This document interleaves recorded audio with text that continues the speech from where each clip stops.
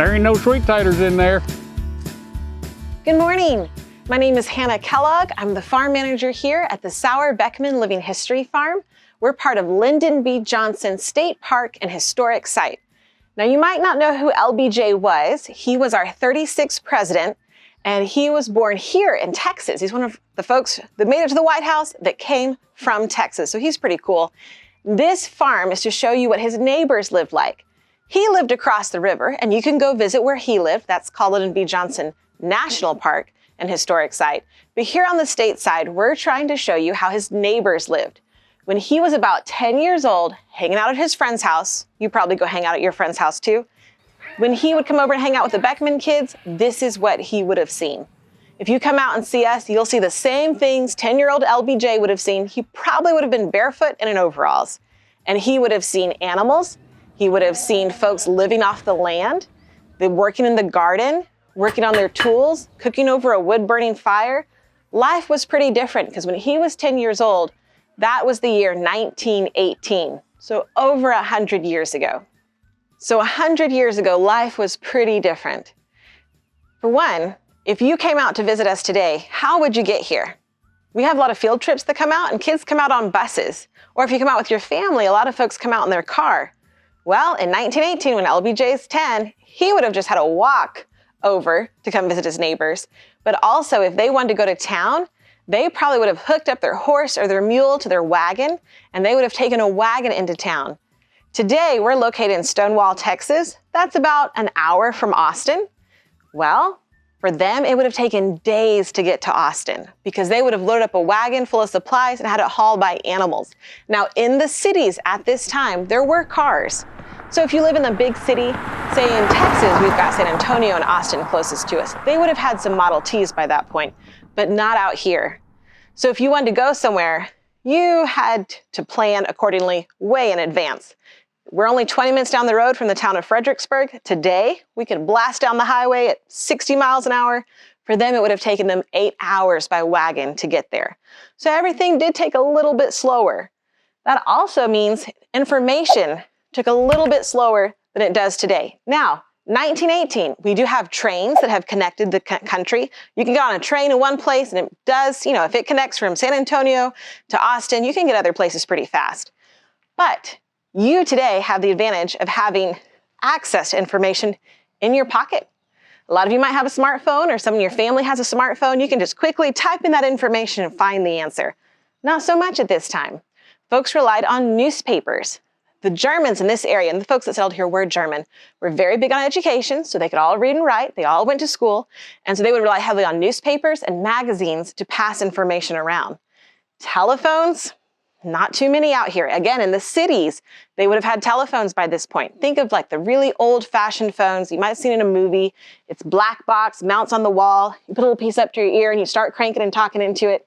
That's the kind of phones they had at this time. Not anything you had in your pocket, not even something you could just lift with a receiver. So they would have written letters to send information. They would have gone to town, usually down at the local grocery store, journal store, or at the post office. A lot of gossip. You'd go down and talk to everybody else and go, well, what did you hear about this? What did you hear about that? And that's how they would get their information. Newspapers, talking to people, writing letters, postcards, greeting cards are all popular at this time. So you had to be pretty good at some penmanship because you had to communicate with folks.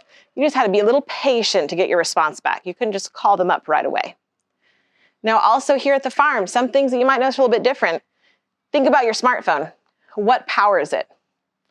Electricity. You got to plug that thing in so it can charge. Think of all the things in your house that have electricity. Think about your kitchen. Your refrigerator keeps your food cold so it doesn't go bad. You might have an electric stove. Your toaster, your microwave. Think about your living room in your house. Your television set. Maybe you've got speakers. Maybe you've got a computer, a tablet, maybe a PlayStation or some sort of gaming station. All of those things require electricity. Take out all the electricity, what are you left with? How different is your life? These folks still had to figure out the same things we have to figure out today. How are we going to cook? How are we going to preserve our food? What are we going to do for fun? How are we going to stay cool in the summer? Because Texas is really hot. They had the same questions that we have today. They found different ways to answer them. So the folks came out here for a number of reasons. A lot of folks came to the United States, looking back at our history all the way from the very beginning, when folks from Europe started coming here. They wanted land so they could settle and grow their own food and hopefully have better opportunities for their children. Here in Central Texas, a lot of folks that came to this area are from Germany. So that's why if you visit this area, you'll see a lot of German names as you go through. The two families that settled here, the Sauers and the Beckmans, both of them were originally from Germany. So they come out here looking for land. Germany's pretty crowded. Texas is pretty open. There are, of course, many Native American tribes that have been here for centuries and millennia before any Europeans came. But the way they used the land was different. And this particular area of Texas, they traveled through more often instead of sitting down and putting in farms. So the Germans bring the agriculture they're used to in Europe, and they bring it here, and they start trying to farm. Well, when the Sauers came here, they were able to get a farm over 600 acres, a lot of space. In order to do that, in order to farm everything, think about technology. Think about all the things that are powered by motors and electricity in today's farming. Think about the big combines, the big tractors. They don't have that. They're limited by plows, by mules, what you can pull, what you can push. So one of the solutions, instead of having a lot of tractors, because those aren't available, is you have a lot of children. And that's what the Sauers did. The Sauers is the first family that settled here in 1869, and they have 10 kids, 4 girls and 6 boys. And that's how they're able to cultivate this land and grow cotton as their cash crop. That's what they use to make money. Now, with over 600 acres, those kids had a lot of chores. They're taking care of the milk cows in the morning, helping milk them. We've got chickens, we've got turkeys. They had a lot of pigs. They might have had a couple of milk cows. The neighbors probably have beef cattle. Those kids don't have a lot of free time. They'd get up early in the morning, maybe 4:30, 5 o'clock, do all their morning chores, and then they'd go to school, then they'd come home, do those chores again, maybe help cooking, and then go to bed. So they didn't have nearly the free time that we get to have today. Doesn't mean they didn't want to have fun. There's still a lot of games where they would play outside. If you come visit and look through the house, you'll see different corn husk dolls, rag dolls. There's dominoes that they would play.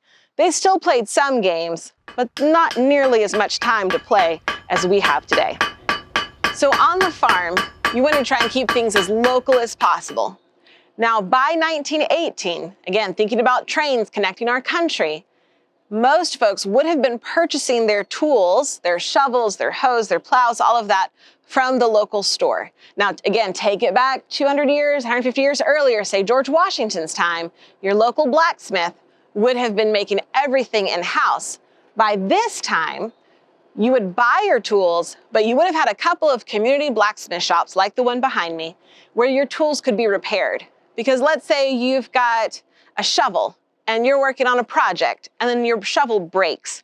Well, we talked about how long it takes to get places without cars, without the nice roads that we have today. So you don't have time. You're a busy farmer. You've got to get those crops in. You've got to get your hoe working. You've got to get all of these, pieces in place. The weather is right. You've got to get your work done while the weather is right. You do not have time to spend 8 hours going into town, getting your tool fixed, and 8 hours coming back. So you would go to your local blacksmith, like my colleague Daniel's working behind me right now, and you would bring him whatever piece of equipment had just broken and say, "Can you fix it?" And then he would be able to fix it. You wouldn't go buy a new one. You also wouldn't just stop your project. You would go to your local blacksmith and he would fix it for you. So here on the farm, if you come visit, we don't have the blacksmith shop open every day, but on special occasions and special events, and when the weather's good. We're not going to be doing this when it's 100 degrees. But when the weather's good, we'll have some of our colleagues out here working. Now today, they do fix a lot of our tools here on the farm, but we get to splurge a little, and he's actually right now making a pretty awesome candle holder. It is of a German design, and he's actually going to have that up for sale later too. But it takes a lot of skill. He makes it look easy. I assure you it is not easy. He's just been doing this a while. So on a farm, we mentioned already that they had a lot of kids to get all their chores done, but everybody had a lot of work to do. Now on the farm, typically the mom's job or the farmer's wife's job would have been to be in charge of the kitchen. So she would have been starting this fire first thing in the morning, cooking a big old breakfast, then cooking a big old meal in the middle of the day. You might call your noon meal lunch, but these folks called it dinner. Dinner was the biggest meal you ate. That's whenever your family gathered. And then you had a big old meal. They might have taken a nap afterwards, especially in the summertime, and then you would have kept on working. These folks didn't work 8 to 5 or 9 to 5. They didn't punch a clock. You got up when the sun got up, sometimes before, and you worked until the sun went down. And then after the sun went down, you might have had a light meal. An evening meal was called supper. And then you might have worked on some tasks that you could do at home. If you're the wife, you might be doing some mending, fixing some socks, hemming some clothes, putting in some patches. The kids maybe have played a little bit, but then you went to bed pretty early because you, again, don't have electricity. You're relying on lamps, kerosene lamps or lanterns, candles. You can't see that well at night. So you might do a little bit of reading, a little bit of mending, and then go to bed. Now you're also going to be working with the animals. It might oftentimes, the farmer's wife was in charge of the kitchen garden. So she's gonna be working on that produce that they're keeping close to home. The farmer and some of the kids might have been going out further into the fields because again, 600 acres and they're usually walking. They're going out to the big row crops. That's where they're growing their cotton, which they're gonna use for money. And then also where they're growing their corn, which they might eat, but a lot of the times, think about it, they had to grow the food for their animals. If you've got pets at home, you go buy your pet food. They weren't doing that. They were growing the corn. They were growing everything that their animals needed to survive because we need the animals, so we've got to feed those animals. So we've got to also set aside huge chunks of land to grow the food to feed the animals that will eventually feed us. Everything plays a role. We do know that for the Germans here in Texas, it was kind of an all hands on deck mentality. What that means is when something needs to be done, everybody's going to help. We've read stories when it was harvest time, everybody, mom, dad, the littlest kid went out and helped pull that cotton because you only have a brief window of time to bring all that cotton in. When it's plow time and you've got to get the fields plowed, mom and dad were both out there working. We also know that for those, at home, say mom's sick, say she's having another baby and she can't work in the kitchen. Well, dad's got to know how to operate that stove. Here at the Sauer-Beckmann Farm, the Beckmans, when they first moved here, it was actually 2 brothers who weren't married who lived here and worked the land. They lived here for 7 years before one of them got married. Who did the cooking? Who did the canning? Who did the mending? Well, those young men had to learn how to do all of those tasks because otherwise they weren't going to have food to eat if they didn't know how to cook and clean for themselves. So at least in the German household, there's a lot of cross-training where everybody knows a little bit about everybody else's job because you never know what might happen. If you get sick, if you have to go to town and you're gone for 2 days, 8 hours there, 8 hours back, somebody still got to take care of all the animals, still take care of the garden. Now I will say, my family grew up, my grandma was the youngest of 9 children on a cotton farm. And when my dad went out to visit his grandparents, he said, in the late afternoons, I would sit on the front porch with my grandpa and he would tell stories. You know who never sat down? His grandma, because she was always in the kitchen, always working. No matter, as soon as she finished cooking for one day, she was thinking about what she was making the next day, always mending. These folks worked hard, and at least from the stories, it does seem that those women put in an awful lot more hours than the men did.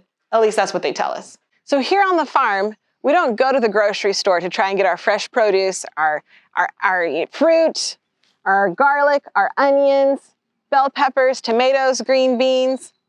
We don't go to the store for that, we grow it ourselves. And that's what these folks would have done. Again, they'll go to the store for their dry goods, flour, sugar. They're gonna buy that in like 50-pound sacks. And that's gonna last them for months because they don't wanna go to the store too often. But the fresh stuff, you've got to grow that all here yourself and preserve it yourself. Now the Germans came here and found out, you know what, some of the foods we were used to in Germany doesn't work in Texas because Texas is a lot warmer than Germany is. So they learned about different crops that grew well in this area that they were not familiar with back at home. One of those crops is okra. Okra is originally from Western Africa, comes over to the United States during the slave trade, and ends up being common in the American South because it withstands the heat really well. So you look at German cooking, there's no okra in it. But you look at our cookbooks from Fredericksburg from 1916, there's a couple of recipes that have okra in it because the Germans came and they said, hey, if this grows well during hot Texas summers, We'll grow it, we'll learn how to cook with it. So they've got several recipes for gumbo, which is something that you don't associate with Germans, but they learned to adapt. They said, we're new people in a new place, we've got to learn what works here, so we're gonna change our cuisine a little bit so we can eat what does well in the summertime, because otherwise, everything else just about dies during the summer. It's so hot in Texas. But here, we grow everything we can, we preserve it ourselves, use it just like they would have. So if you come out and visit the farm, come in the summertime, you'll see these plants all blooming and growing. Come in the wintertime, it'll be a whole different batch of plants. Thank you so much for joining us today to learn all about the Sauer-Beckmann Living History Farm and LBJ State Park. I hope you learned some fun things about what life was like about 100 years ago. Hopefully you can come out and visit us sometime. But if you can't, definitely check out our website for more information. And if you want more educational content, please check the description below.